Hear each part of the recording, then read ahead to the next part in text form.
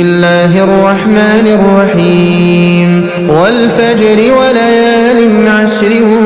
والشفع والوتر والليل إذا يسر هل في ذلك قسم لذي حجر ألم تر كيف فعل ربك بعاد إرم ذات العماد التي لم يخلق مثلها في البلاد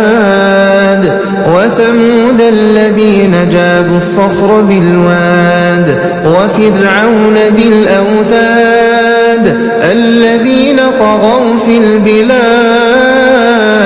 فأكثروا فيها الفساد فصب عليهم ربك سوط عذاب إن ربك لبالمرصاد فأما الإنسان إذا ما ابتلاه ربه فأكرمه ونعمه فيقول ربي أكرمن